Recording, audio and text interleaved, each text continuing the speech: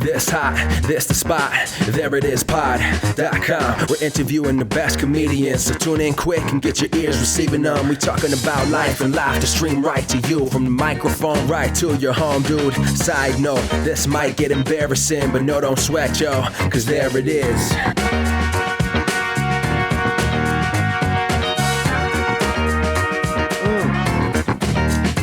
My. Welcome to the There It Is podcast.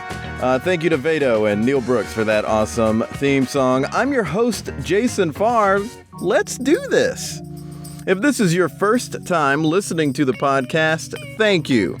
A little bit about me. I'm an actor and comedian in the upstate of South Carolina. I'm doing this podcast to pick the brains of great comedians so I can learn from them and do better work. And hopefully other people pursuing comedy can learn too. There It is where it is for people who want to learn more about the process of creating comedy. Go to thereitispod.com to read blogs about stand-up and improv comedy theory and some thoughts. Also, follow us on Twitter @ThereItIsPod and like us on Facebook. Just look up There It Is and you should find us. Just like us there. What a fun couple of guests I have on this episode. I talked to the members of comedy duo The Reformators, Katy Frame and Marie Anderson, two wonderful comedians and wonderful people, but they're wonderful comedians and singer-songwriters. We talk a good bit about both writing comedy and writing music, as well as being a stage performer. I learn so much. That great interview coming up right after this. A bonus episode of There It is coming soon. Alchemy Comedy hosted a Greenville Comedy Marathon in Greenville, South Carolina, and part of it involved recording a podcast. Alchemy Comedy's founder and artistic director, Harrison Brookie, interviewed comedians local to Greenville.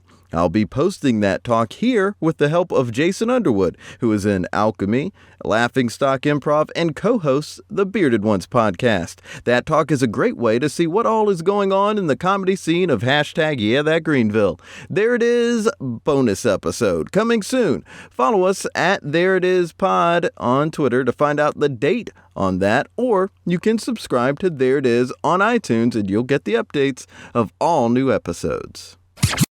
Katy and Marie, thanks so much for being here. Yay! Thank you for having us. Yeah. Yeah, I am very happy to have you two on. As you know, I'm huge fans of yours. Well, thank you. We're big fans of yours as well.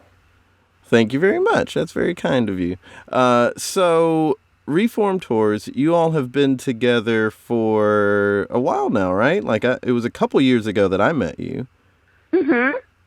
I think we're about like 5.5, half fresh. five and a half. Oh, that's something like that. Yeah. 5 years. Wow, that's a good bit of time there. Yeah, it's a substantial amount of time without being in a crazy amount of time where, like, what are we doing with our lives? Yeah. I guess we've been touring now for 3 years. Now, background-wise here, you two, as wonderfully as you two get along and your stage presence together, your chemistry is so great. You have not known each other since you were little kids, like one would expect. No, not at all. That's sort of the miracle of this whole thing. Yeah. Somehow we are soulmates in some crazy way. Yeah, we've only known each other for 6 years. Well, I mean, the band's been around for 5.5 years, and we've known each other for 5.5 years. Yeah, I mean, that's amazing. That's catching lightning in a bottle. Yeah, it's crazy. So we were so lucky. Yeah, we met randomly at a friend's birthday party in Brooklyn, and we hung out all night at that birthday party, and by the end of it, we had said that we would start a band, and then that following weekend, Katy came over to my apartment, and we just started making each other laugh with silly songs, and then I booked us a month in, and then we just kind of have gone from there. Yeah, I mean, I've talked to you enough to know that that's your origin story. That is such a succinct origin story. That could be a movie. That's the beginning of the movie. It would be the shortest movie ever. Just so yeah, perfect. Subway there was a Subway performer at the birthday party that, Katy, if ever we make the movie, we got to find him. Yeah, we'll find him. We'll reenact the whole thing. We'll get other people to play us, though. Well, hopefully Funny or Die or Judd Apatow will be calling you up and making that movie. Yeah. Zach Galifianakis to play me in the reenactment video.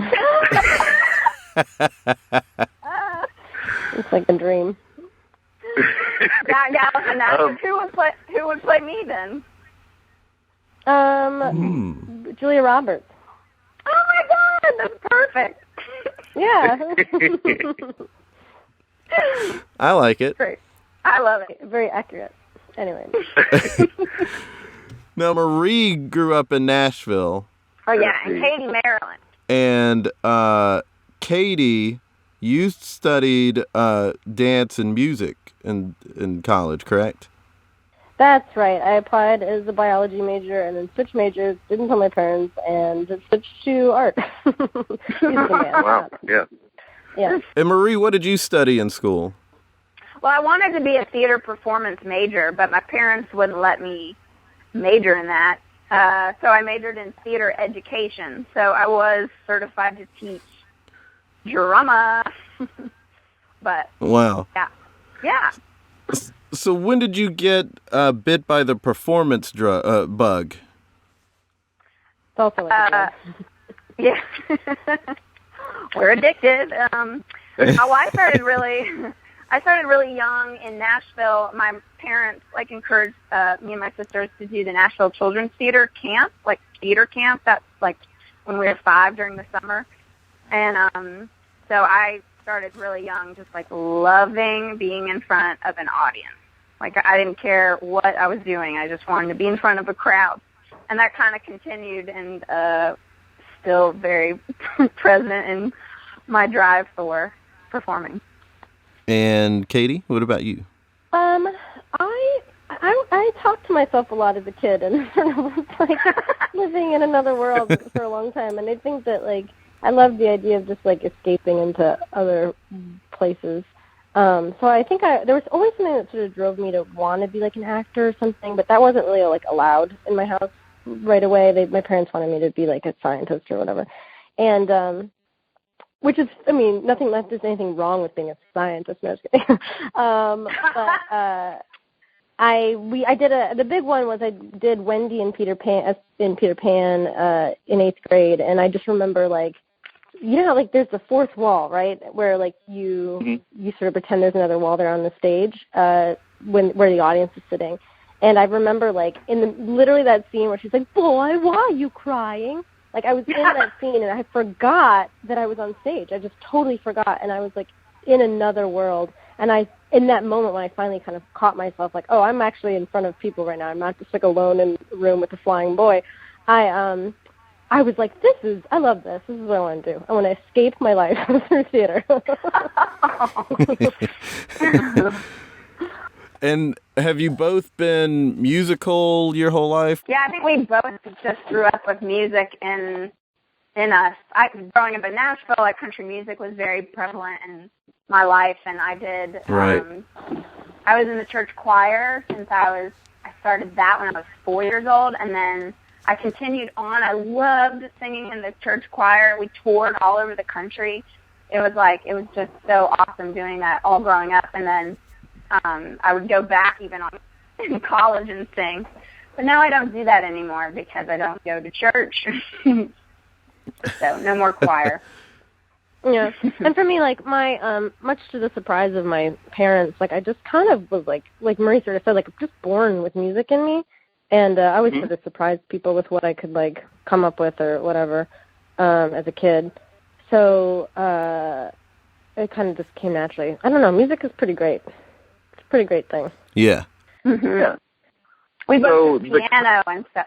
Oh, yeah. Yeah, I played piano for a bunch of years, and I started singing at about 10. And then I majored in music, like you said. So at some point, you both moved to New York City.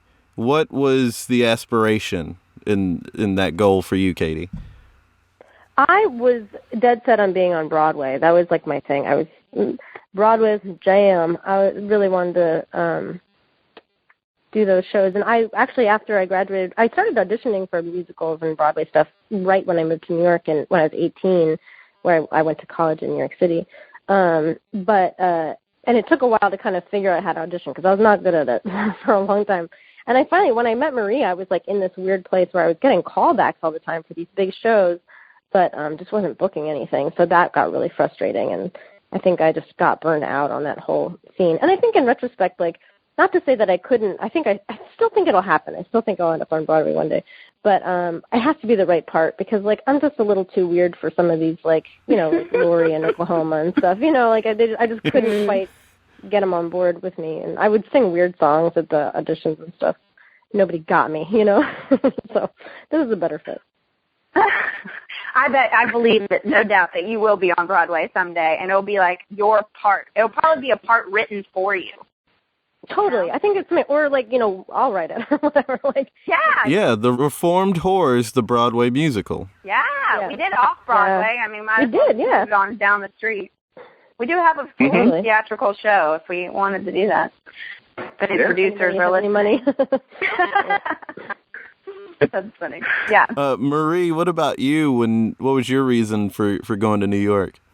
Oh, you know, I wanted to live in New York City my whole life, and I came here wanting to, you know, act and just.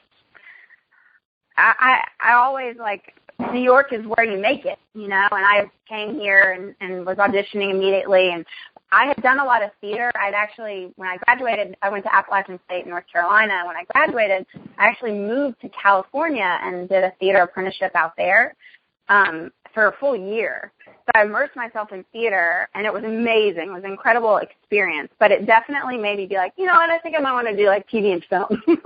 And so by the time I moved to New York, I was really focused more on like trying to do some TV stuff, and I did like a dozen independent films like the first 2 years I lived in New York. And just really focused on film, but also like auditioning and yeah, like Katy said, by the time like I met her, I had done this independent film and it had gotten in all these festivals, and I was like so optimistic, and I was like, this is my time. I'm going to be like Zooey Deschanel, like the independent film star. It's my time. And honestly, nothing happened. Like the movie came and went, and I still was working at my restaurant job and like just feeling so defeated. And I didn't understand how the industry worked because I'd worked so hard to get to that one point, and nothing. And when I met Katy, like she had the exact same stories. I mean, she got like 5 callbacks for like every Broadway show, you know, that she would go out with. So it's just like we were at this place where we were so close to like these really big things, but why weren't these happening? So we really took over our destiny and started writing and creating our own material. And then now more opportunities are coming our way for us acting on television and developing things, but also personally and as actors. So yeah, I've long thought and it continues to be validated that the best way to really make it is to start creating your own thing. Yeah, I think more now than ever. I think that didn't always used to be the case, but now with like YouTube and like with these like inexpensive cameras and that kind of thing, like there's always been a need for, you know, like these sitcoms were always like Seinfeld was built around like a guy that did stand-up, you know what I mean? So that was him making his own work too. But I think now more than ever, like these networks and stuff, they really want stuff that's already fully formed. So, and as we're trying to audition for these TV and film parts or these like, you know, theater things, like that's not really how it works as much anymore. It's just so much more competitive to do that. So if you're like motivated to do something or make something, then like definitely just go out there and make it. That was one thing too. Like I was working at this pottery studio right before I met Marie, and the first sort of little thing I did to put myself out there, because I was sort of nervous about like, you know, YouTube and like putting things out there and being judged for it and stuff. I made this like really stupid like video while I was at work, which was probably not a good idea, but I did it anyway. And because nobody was coming in the store. And it was a silly little like video, but it's kind of funny. And I remember being so nervous, like, should I put it out? Should I put it out? And I did. I was like, fuck it, I'm going to do it. I put it out. And the feedback was just so nice and so supportive and so good. And friends that saw it were like, "That's so funny," and that really gave me a lot of confidence to start being. Like, when I did finally meet Marie, everything was like in line. I think the stars were aligned, because I think maybe if I hadn't been as confident about putting stuff out there at that moment, but I think that, like, even if it's a dumb idea or if it's a little thing, it's like, just make it and just do it. Yeah. Yeah. It's the fear of failure is so real and raw, but like, it's like, we have this one little life and you got to make the absolute best of it. So don't let fear get in the way of anything. And I definitely struggle with that up and down. Like, you do get anxious and you do worry, like, that are people going to find this funny or whatever, but like, you just have to go over that hurdle and be confident. And like, we're so lucky because we're in a duo, so we can bounce things off each other and what we put out there. But just do it. It's so exciting once you do. Absolutely, yeah. I think there's so much satisfaction in just going ahead and doing what you want to do and not waiting around. Like, it just isn't like it was in the 80s and 90s, where if you got to be well known for what you do, and I'm strictly talking comedy right now, then somebody will say, "Hey, why don't you pitch us an idea?" And they'll sell it to you, a spec script or something like that. I mean, they might greenlight something, but yeah, it's definitely different now. I mean, you can't really go through the same channels. Now you do have to have that fully formed thing for people to even start paying attention. Yeah. Yeah, I mean, it definitely helps, And I mean, the other thing, though, is it's like, there's no rules to this game. Everybody, if you're a doctor, you go through medical school, you do this, you do that, you become a doctor, don't kill anybody, great, whatever.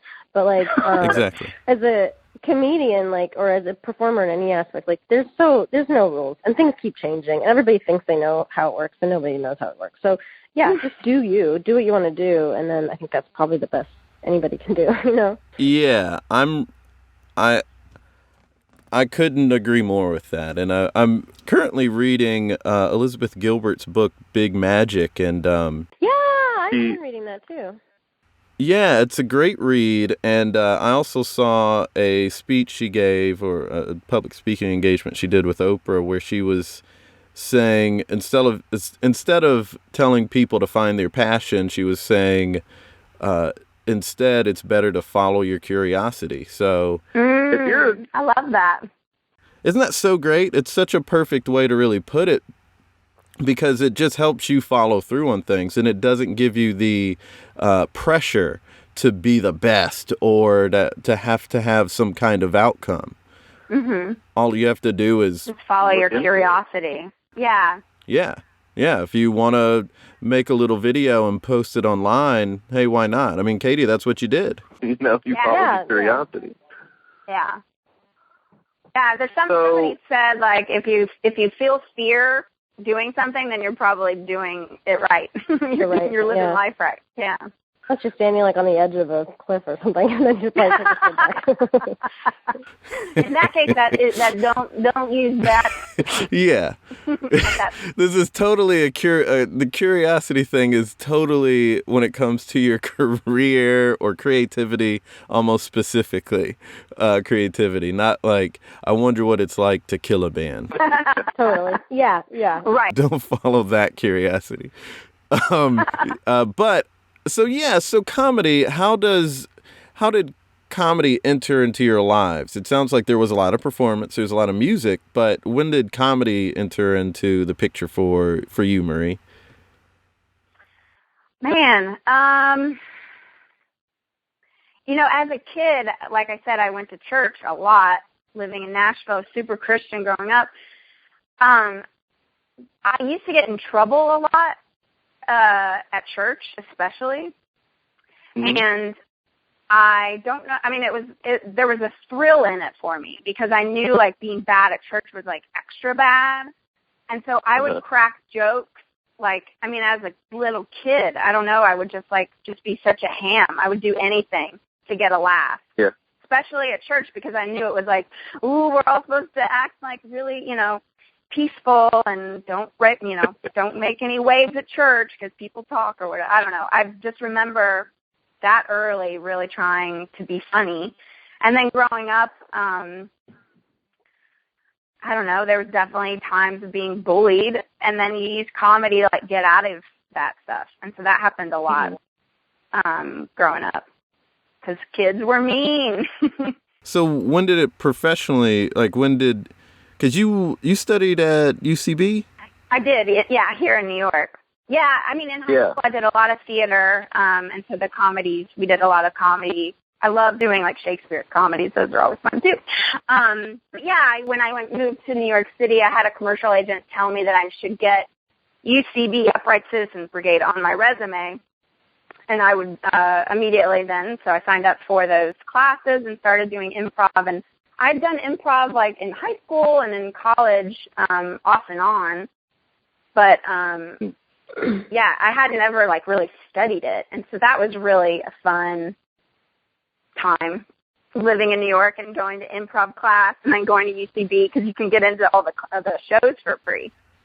So yeah, but then because of UCB, it really, like, kind of gave me confidence to kind of try my own brand of comedy. And being, you know, I was, like, dating a musician at the time, and so I was like, well, if he's in a band, I'll be in a band too. It's easy.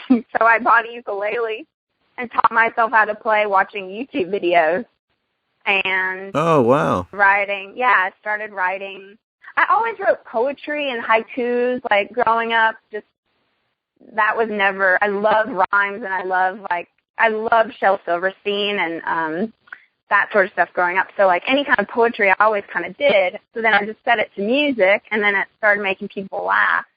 But then when I met Katy, she, like, took it to a whole new level, because she had this, like, real music background.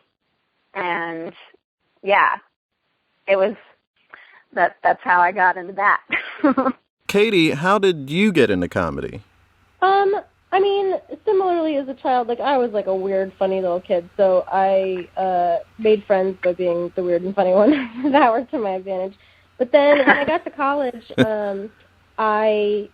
there was this show, so I went to Barnard College, which is part of Columbia University in New York City, and Columbia every year for up to, like, 120 years in a row now, they've had this thing called the Varsity Show, where it's all student-run, and the students write and direct and perform and produce this. It's like a big satire, like, on the college campus. It's all, like, inside jokes and stuff, but it's very, very popular, and it's like they only took, like, it would be something like, you know, 8 cast members or 10 cast members a year. And it was like the big deal. And I got into Varsity Show, which blew my mind. I couldn't even believe that they took me. And the audition was all, like, improv and some singing, because it was a musical too. And I'd never done improv ever. I didn't even know what I was doing. And I remember thinking, like, I'm terrible at this. But they loved it. They took me, and I ended up meeting all these, like, really, really funny group of people.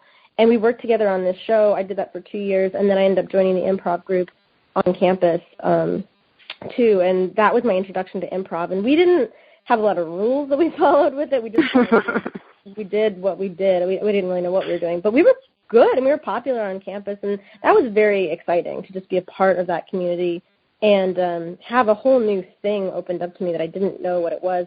Again, though, unfortunately, like, because of fear and self-doubt, I didn't really follow through on some of my comedy stuff, even though people were telling me, like, you should do more comedy things, but, like, I was just scared. So I wasted some time at the beginning. I took classes at UCB, but I didn't push it further, and it took me a while to kind of come back around to the comedy scene. I was sort of got roped into the musical theater world for a while, but I'm really happy and glad that I was introduced to any of that. And you know, again, working with just some really, really funny people was just an exhilarating experience. And improv is, like, maybe the most terrifying thing that there is that ever could exist. More terrifying than something ever playing, you know. Luckily we've been able to, you know, travel across the country, and we've seen some of the most incredible improvised performers.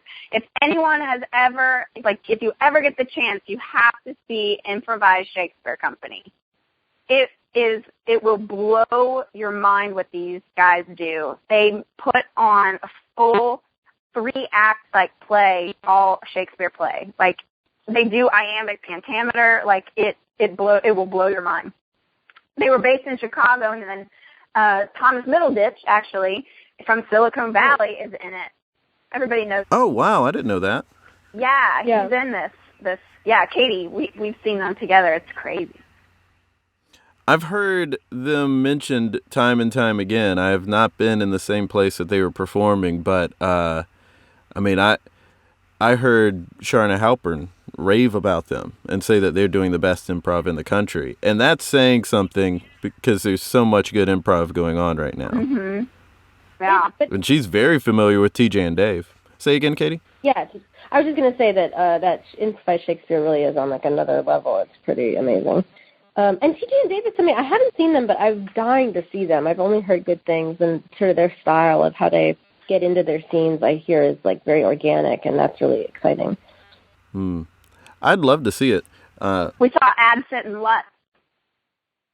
Scott Adsit. Oh, okay. Scott Adsit and John Yeah. from Dirty Rock. And John Lutz. Yeah. Those two are great. Those two are so great. Someone was telling me, Henry Riggs from Theater 99 was telling me that, and Harrison Brookie from Alchemy in Greenville, South Carolina, they both, we were just all talking about Scott Adsit, and Henry Riggs was saying that Scott Adsit has the most amazing stage confidence. He's Because they did a scene together, and Henry had initiated the scene, and he looked over at Scott Adsit, and it was just Scott Adsit's eye contact with him it blew him away. just the way he made eye contact with Henry made Henry took him aback. You know what it is? He listens like a motherfucker. Oh, I shouldn't say that, sorry. Keep that out. Oh, that's okay. He knows how to listen, and it's incredible to watch. Even the best improvisers are also the best listeners, I think. And I agree. Eye contact is just him being very present, and it's so hard to get to that point. I think that's where all the years of practice come in. I'm sure he didn't start out that way. I mean, it probably took time to get there, but I'm terrible at it. Cool. Listening? I'm getting so bad at listening because in the one of the teams I'm in, so many times listening to the monologist tell a story, something will trigger a thought and I'm off, and I'm like, oh wait, I gotta go back. I gotta listen to the rest of the story. I always have to do that to myself, but it's not easy. Yeah, it takes practice. Yeah. I always liked improv because I studied Meisner in acting school, and oh, amazing. Yeah, that acting technique is just listening and reacting. And when I started doing classes at UCB, I was like, oh my God, it's like my Meisner training. You just have to be completely out of your head and focus and listening to the other person. But it's how do you do that and then make it this brilliant piece of art? I don't understand how that works, I was always really listening and reacting and having whatever, but the Herald teams, the callbacks, the just creating a really amazing plot line just out of nowhere. I don't know. I'm not good at that. People that are able to do that are really, really gifted. It's so cool to see. All the only times Theater 99, Greg and Brandy are amazing improvisers. Yeah. They're some of my favorite people on and off stage. Speaking of that, favorite people on and off stage, you two are two of my favorite people on and off stage. Cool. And that's sincere. I'm not just sucking up. Your stage presence and your stage chemistry is really amazing. And we've gone over how you two ended up in New York, how music and comedy played roles in your lives. So how did you two meet and say, let's make this band together? I mean, it really was. Yeah. We got at a party and talked, and we're like, let's start a band, and then we did it. I mean, yeah. We totally fell backwards into this thing. So there was just a spark in a moment where you two just knew this is where you needed to go? I mean, really, it really was a lot like that. It was very organic, the way the whole thing unfolded. Like, we met, we were both kind of frustrated with the industry. We decided to do a project together.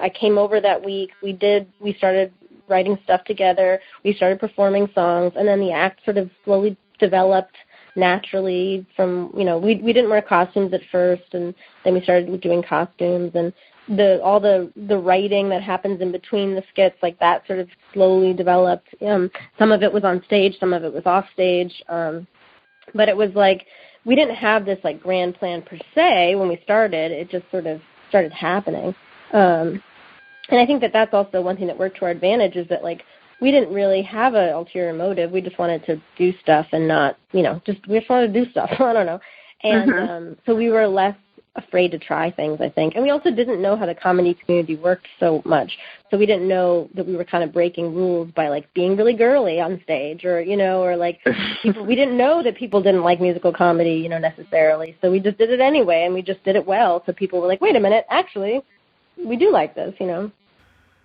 Oh, wow.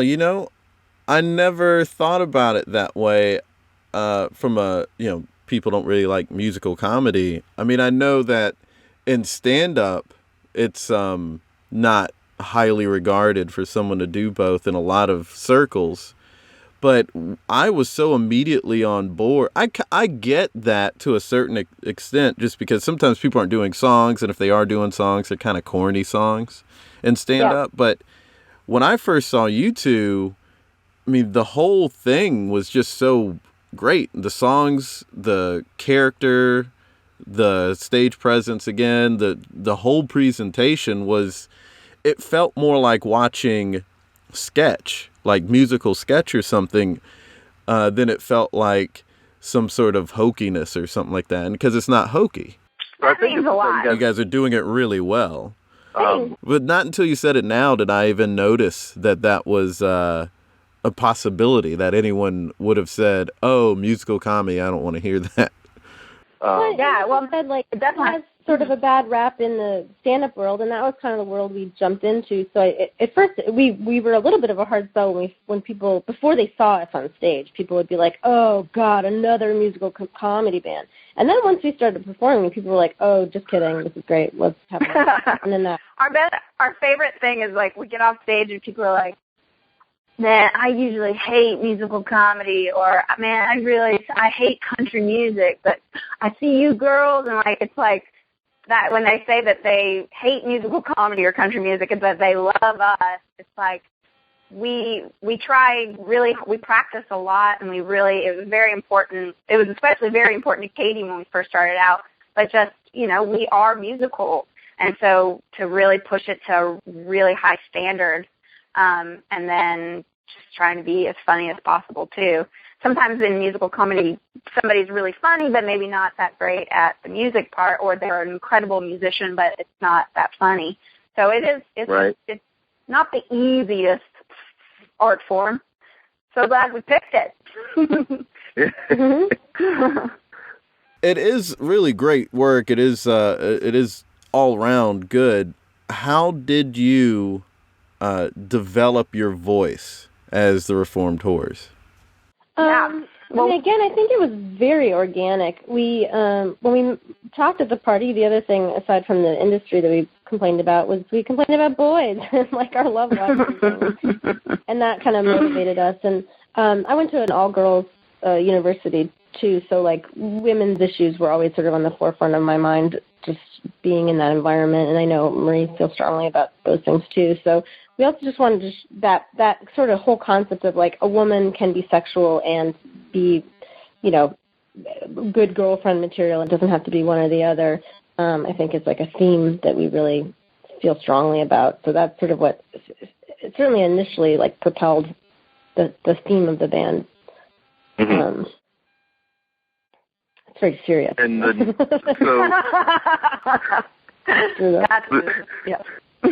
So the concept, I mean, honestly, it's really empowering for women, and because you're taking control of the stage, and you're taking control of your identities, and that's a lot of the themes of your music. Yeah. How did that did you come to that decision with saying, like, we're going to be the Reform Tours and and here's the sort of stuff we can talk about?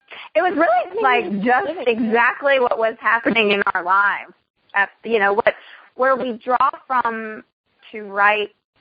If it's a story, it's probably happened in our lives, or you can play with it. But I think like we are modern women, and we live in New York City, and we're dating, and we have incredible experiences that we pull from and write songs about. I think it's yeah. No, continue. Well, I think it's really we've been getting a lot of press because our album just came out yesterday. It dropped. And, a lot of journalists have been asking, like, why do you choose to be sexual, and why do you choose, all to be, female-centered and stuff. And, like, it's because we're women. It's, like, the simplest answer. It's like, we're women, and this is what we think about. And I think also in the media and in entertainment and stuff, one challenge that we're facing, and I think people of color face the same challenge, is that like we're not always represented as whole people. You're either the sexy one, or you're the nerdy one, the nerd, one, or the pretty one, as opposed to just being like whole people. And I think that that's one of the things that we try to break down some of those barriers. Everybody's got a little bit of everything in them, and you just don't see that as much, reflected back to you when you go see a show, and that's part of our motivation, is to be like, all right, guys, let's get on board, Oh yeah, I mean, those are definitely great themes to explore, because that is it's going on in your lives. It's also going on in our culture right now. Yeah, that's a good point. Yeah. Mm-hmm. Yeah. I mean, there's a lot of opportunity for fodder and all of that to explore and express through your music. Yeah. So one more point. As our job as comedians, and this is what I've learned since writing specifically, for comedy these last several years, but our job as a comedian is to poke fun of something, or like give a different view or a different spin on things that everyone is thinking but maybe afraid to say. And that's what I think, some of the greatest comedians, like, Louis C.K., like, it'll be the same theme or the same topic of something, but then he'll say one thing and it makes you think a completely different way. And I think that's like the neatest thing about comedy, is that you have this power to really make people think. And it's an incredible, it's an incredible gift. Yeah, maybe even like, oh, sorry. Mm-hmm. Well, no, yeah, I know you're going to say exactly. Well, I was going to say that also that, like, the hope really, in a way, not for our album sales, but for society, is that in 10 years, 20 years, all of our songs will, like, be almost obsolete, because the things we talk about, everyone's going to be like, well, yeah, duh, But right now, what makes it interesting is that people are hearing these things for the first time coming out of women's mouths, and like, which is kind of crazy, because we've all felt these things, but nobody's talking about them. So that's also such a cool thing about comedy, is that like you start saying things that people are afraid to say, to get them out there in the world, so that we can like then move forward as like a society, Yeah. Katy and I, we always joke about this, but like it's really our MO, is that we want. Sounds corny, but we really want to change the world for the better. And I don't know, it's neat to kind of put that as like a, your mantra when we do write together and stuff, because we really try to be very positive and uplifting, not self-hating, because we do think comedy can change the world. Sounds corny, but it's true. I totally agree. I mean, laughter makes so many things easier to bear. Yeah. And I also think what you're expressing now about the passion behind what you do comes through in even how it's done on stage. I mean, I've seen you two perform 2 or 3 times at least, and each time there's so much power behind it. And I think there's a certain confidence level as a performer that is coming through because I think you're so passionate about it. And I think it helps the ideas that you're expressing have more of an impact and stick a little more. Sure. Mm-hmm. Well, it's really interesting now singing. We've been, we're singers, so we sing all kinds of songs. But it's really been interesting lately. We've been doing some covers at some performances that was late, which normally we don't really do. But on Valentine's Day, we covered a Taylor Swift song with some friends, and then at our record release show, we covered another song. And it's really interesting singing somebody else's song now that I've been writing music for myself for like the last several years, and so all of a sudden singing somebody else's song, it's just like a different acting muscle all of a sudden. But it's when you're singing your own material that you've written together or whatever, it's like it is powerful because we this is our message. These are our words. This is what we have to say. And then all of a sudden when you're singing somebody else's song, you're like, oh, right, I didn't write this. How do I act as passionately through this song as I would something I'd written? So it's like it's an acting muscle that I'd forgotten about up until recently. Yeah. Also, like, in terms of comedy for advice for other people that I've sort of been absorbing and, and observing, absorbing and observing is that, like, the best comedy is the reason why people always talk about finding your voice, like in stand-up or whatever, is because you have to talk about what matters to you. You can't pander to an audience. You can't. Those acts don't ultimately do very well, I think. You have to talk about what moves you, even if what moves you is like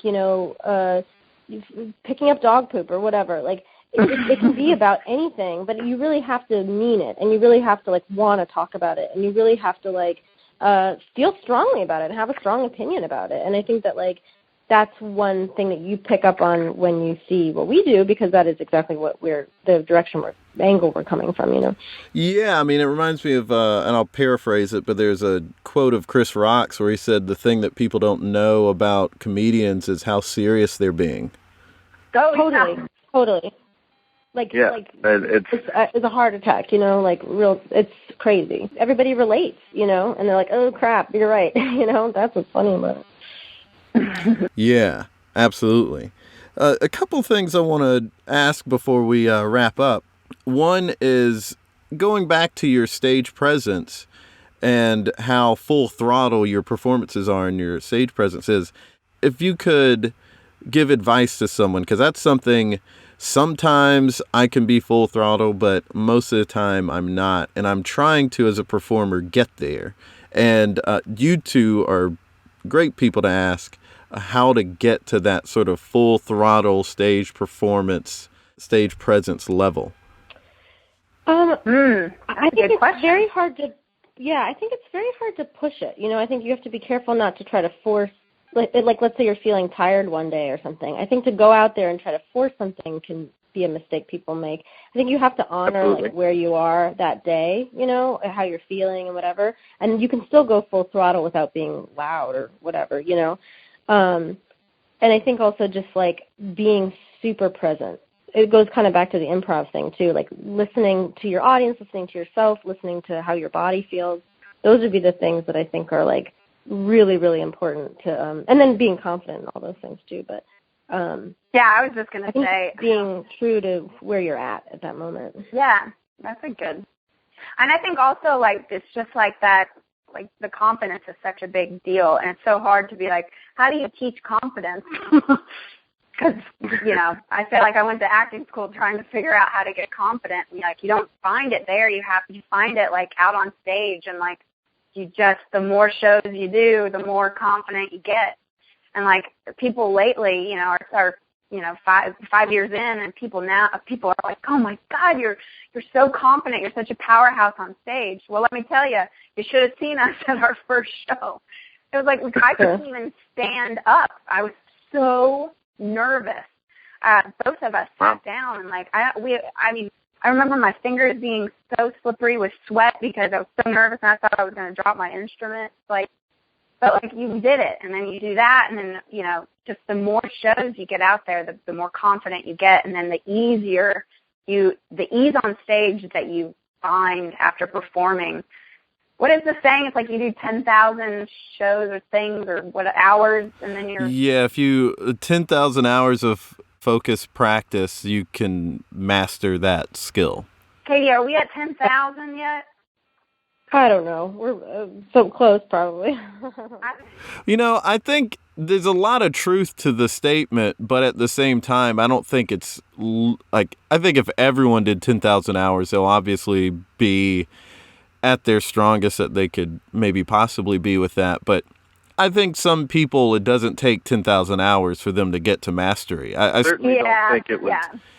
Yeah, I mean, you look at Stevie Ray Vaughan, the guitarist, and his brother, Jimmy Vaughan, both guitarists. Jimmy Vaughan, older brother, started playing guitar before Stevie Ray Vaughan.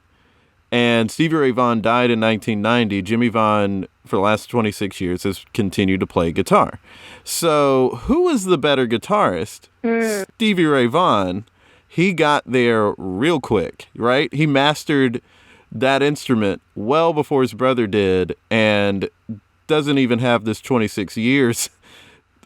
26 years to continue to get better, and Jimmy Vaughan is still not as good as Stevie Ray Vaughan. So I say, and he's definitely got well over 10,000 hours in, and it's definitely been focused practice because he's playing with Eric Clapton and B.B. King and all these greats. So, he has to have the chops, but he's not Stevie Ray Vaughan. So I think when it comes to being a true master, you just have to have something innate about you to really get there. But about fear, it is an interesting needle to thread, right? Like it's the whole stage presence thing. If you push too much, everyone will notice it and it won't go so well. But you do have fear that you're pushing through a lot of times, or just embarrassedness or something. There's something that's holding people back, and they feel the need to push through that to get to the right frame of mind and headspace in order to perform full throttle and be a powerhouse on stage. But if they push too much, it's not going to be any good. So if you don't push enough, no good. Push too much, no good. There's this fine needle you have to thread. Well, I think also, don't get me wrong, just to clarify too, when I say, I hope I'm not confusing people, but when I say push, I think I mean like push your intention on stage when you get to the stage, in terms of like pushing yourself to become better and to keep going and to take those action steps. I think you absolutely have to push. You have to push and push and push. Oh, correct. Yeah. You have to change yourself, yeah. As opposed to like when you're actually on stage, like then you can relax for a moment and enjoy what you're doing in the moment, Yeah, I think practice time is the time to push yourself and challenge yourself to get better. Yes.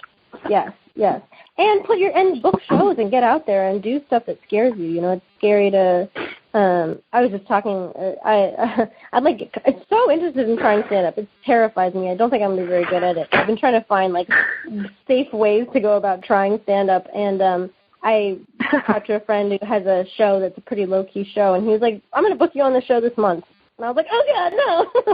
So I was like, I don't have a joke or anything. But I was like, maybe I should just go for it because, like, you should totally go for terrible. It. Yeah, and it's like, I'll probably be terrible at it. And everybody's terrible when they start. But I think just to grow as a human being, I'm going to just go for it and do it. You have the stage presence to do it, and you have the ability to write to do it. So, yeah, certainly. Your banter, that's stand-up. Is this with two people? Yeah, but I'll be talking to myself up there. That's another animal. Also, the way it all comes together as far as writing is concerned, from a comedy standpoint, people write based on something that popped in their head, or they read something and they had an opinion about it and they saw themselves going in a funny direction with it, so they wrote it down to make it a comedy piece. With music, there's several different ways that you can write a song. Of course, a melody can pop in your head, a lyric with a melody can pop in your head, or you could just be jamming, playing your instrument, just sort of jamming, and then say like, oh, this is a nice groove, let's follow this into completion and see if maybe it's a song and we can write lyrics to it. You have culminated both of these things. I mean, you're taking the comedy side of it and the songwriting side of it. How do you come up with your songs? Like, is it just a combination of all the things I just mentioned? Yeah, for sure. There's like not been. We wish we had one formula. Oh, yes. I would die to have like just one way that we just sit down and like then it comes out perfectly every time. But that's not how that works. It's so messy, you know. Yeah, it gets real messy. Just you have to write as much as you can, and you're going to write a lot of crap, but then you're going to find some gold nuggets in there. You just have to keep writing. And I think, like, for us, like, we write individually, and then we'll come together and pitch ideas, or sometimes we'll be together and write the whole thing sitting on the couch together in 1 hour, or a hook will be in somebody's brain for a year. There's no exact way that we've figured it out. But when we do write for Internet Action Force, which is one of our gigs that we do topical videos twice a month now, we sit down with like a Google document and like together we just kind of hash out on this Google Doc, and then you find a melody and then you memorize it very quickly and put it on the Internet as fast as you can, which is that's the weirdest, crazy writing process. And it's not the ideal, I guess, but it's a good gig. Yeah. From an artistic standpoint, I guess it's not the ideal thing, but it is when, that is kind of, for lack of a more accurate way of describing it, it is kind of like the consumerism of art, right? Where absolutely, it's like writing for a late night show. You know, you're not in the mood to be funny, but we have to right now. That's also the thing about like doing this as a profession versus doing this as a hobby. You know, like there's nothing wrong with doing art as a hobby. I think everyone should be doing something, you know, for themselves. Mm-hmm. But if you do want to make a job out of this, there's going to be a lot of times you don't want to do something, you know, and you have to just suck it up and do it if you really want to be a professional. And I think that's also something that some people really struggle with, you know. But it's a discipline thing for some, especially some stand-ups, because they want to, it's easy to just go up on stage and start talking sometimes about some ideas that have bounced around your head. But the people that I have seen break in comedy and do well are the people who took the time afterwards to be disciplined and not just goof around. Absolutely. Yeah. Well, like the comics that write packets and like constantly have show ideas ready to pitch, like they're working every day, all day long during the day on that, and then doing their stand-up at night. That's hardcore for sure. Yeah, that's the struggle. Yeah, but for any listeners that are like thinking like, oh, well, crap, I think I'm working hard, but I'm not working every hour of every day on this thing. Nobody really works that hard. I mean, there is like a balance. I mean, I spend most of my time on Facebook. Like, whatever, it's cool, y'all. I lived with a very successful comic for 5 years, and like, or no, not 5 years, 4 years, 3 years, 4 years, 3 years. And like, you know, watching that process too, it's like they come in waves, and he always felt like he wasn't doing enough, and he actually works very hard. So, right. I think that the creative process also needs a little bit of space. So you got to cover yourself a little bit of a break, but at the same time, you have to live something. You have to, you know. Yeah, Katy and I, we both really try. We communicate very well about like, you know, I'm taking some time, you know, the next 2 days off to like live life, you know, or travel or whatever, because you can only have success if you live and have life experiences to draw from. Absolutely. Yeah. That's when inspiration has struck me. That's when I have felt the best like moments of inspiration was when I lived life a little and had some sort of experience that got me going, oh, this is making me think this. And it's inspired me to sit down and just start feverishly writing away. Right. Yeah. Got to live too. And also, like, you see a lot of comics like that get famous and then they start running out of things to talk about because their whole life is just like on the road, and then they're like, I don't have anything to say anymore, you know, and that's terrifying, but that happens. Yeah, for sure. Yeah. I'm going to Thailand in November. I'm going to Thailand for 2 weeks, and I'm going to live life and come back with some awesome songs about Thailand.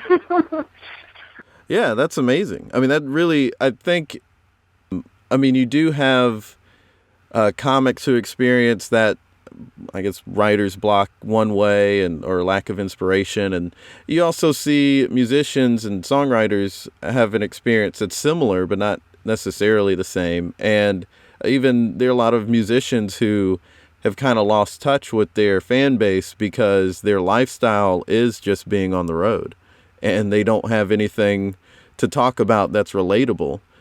And, I mean, but yet the Police still wrote Man in a Suitcase, and that was a great song and everyone loves it. I guess it can be done. Well, this has been a great talk. We've come to the end now. So it's time to, as is customary on the podcast, to write something at the end, a brief thing. Since you two are musical, since you do musical comedy, we don't have to write a song or a chorus or anything, but let's come up with the idea for a song together. Well, I think our full theme was like fear of failure.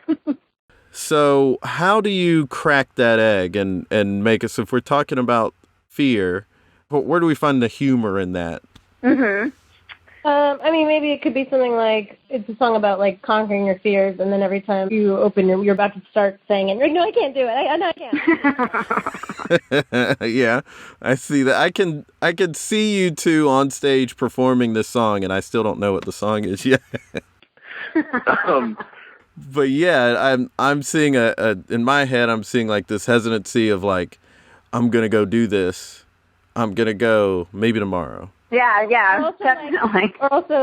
Or just like, I like the idea of just like listing like all these terrifying things like snakes and mice and like working yourself up. So you're like, I gotta go to bed, like hide in bed now. Like I can't. That's how. Yeah, we wrote a song kind of in the vein of fear of like, we made the joke of that we were asked to write a song about guns and gun control, which is such a heavy topic, and we're like terrified to even sing really about it because it's so terrifying. And so joke of like singing through it, but then there were all these wild noises all around that kept terrifying us, and really that we just, you're safe as long as you don't leave the house.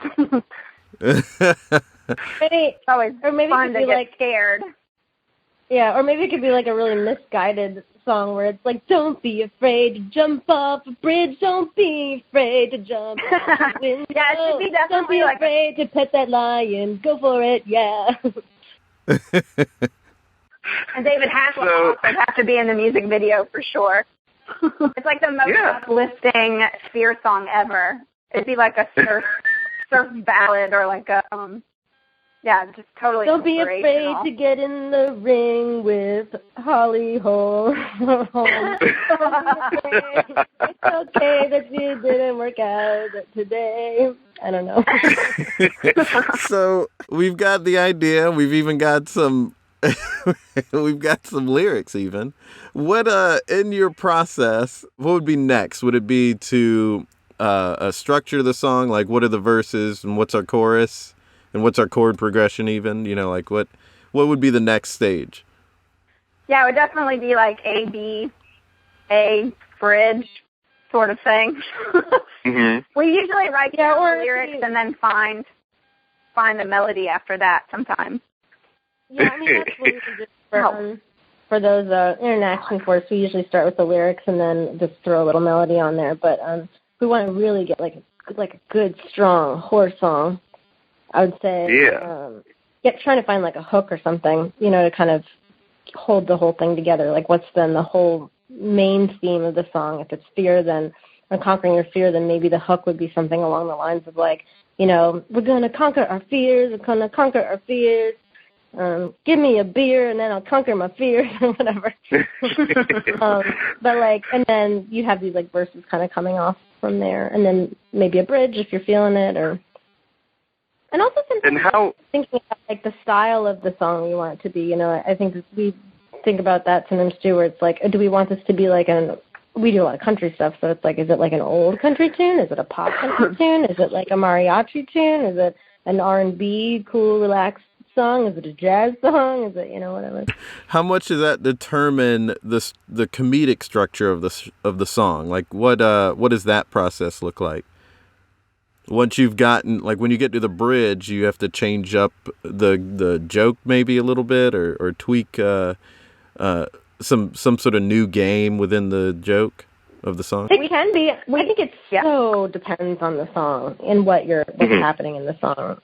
In the Sphere one, maybe in the Sphere one there'd be a game change where it's like you start to get scared. Yeah. And then you get back together, don't worry, it's gonna be fine. We both have just like mental breakdowns, and then we pick everybody back up again. So, okay, what would be the song title of this Reformed Horse song? Stop wetting your pants and just do it. I don't know. Like, do it. I even sang the title. You have to sing the title, though, when you sing. What she does. She'll call and sing. Yeah. We should make all of our titles be, like, kind of singable, so that people make requests. We're like, I don't know what you're saying. You have to sing the title. You have to sing the request. Yeah. That's hilarious. That's what we're going to do. That's our new MO. Stop wetting your pants and just do it. Yeah. Aww. Well, there it is. We'll call it there. We created a song together. Aww. It's really great. Yeah, I love it. I was just going to say we could start, singing it in, like, elementary school. Yep. Teach them young. That's McDonald's business plan. It worked for McDonald's. It can work for the Reformed Horse. Yeah. The kids addicted to our music. Well, I've loved this chat and getting to spend a little time with you and hearing from you. Thanks for being on the podcast. Oh, thank you so much for having us. Oh, man, I really, really love those two. They are great. Great people. Really loved having them on. Weren't they great? They were awesome. The Reformed Whores have music you can buy. Find their music on their website, reformedwhores.com, or on iTunes. And obviously, you can find out about future shows on their website. They have quite a few shows coming up at the end of July. They're going to be in Pittsburgh, Louisville, Memphis, and a slew of cities in Texas. Go see them if you're close to those cities. Details on reformedwhores.com. Also, Marie co-created a comedy web series with Emily Fleming called Ghosted Busters that is being released today. It's about the modern phenomenon ghosting. It's very funny. Both Katy and Marie are in it. Go to ghostedbusters.com to check it out. Would you like to support the podcast? Well, you know what? Thank you. And you can. Go to thereitispod.com and click on support. You can donate one time or monthly. Support will help keep this work of passion of mine alive, and I can buy more equipment, maybe even do some video episodes or some videos down the line. Essentially, provide even more content and bring you the very best podcasts I can. Today's episode was sponsored in part by the early support of wonderful people like Heidi Cheryl Lambos, Jessica Knoll, Megan Johnson, Carrie Dennis, and Chip Reeves. Thank you so much for your support. It really means a lot to me. Follow me on Twitter at JasonFarJokes. Follow the podcast, TheirItisPod, at TheirItisPod. May you all have theiritis. There you have it, folks. Another episode of There It Is. The next episode is a fun one. I talked to actress and comedian Sarah Rose. I'm your host, Jason Farr. Until next time, be good to each other. The music for the theme song was created by Neil Brooks. The rap was written and performed by Nick Acevedo. The logo for There It Is was created by Jeff Prater. The There It Is podcast is produced by Jason Farr.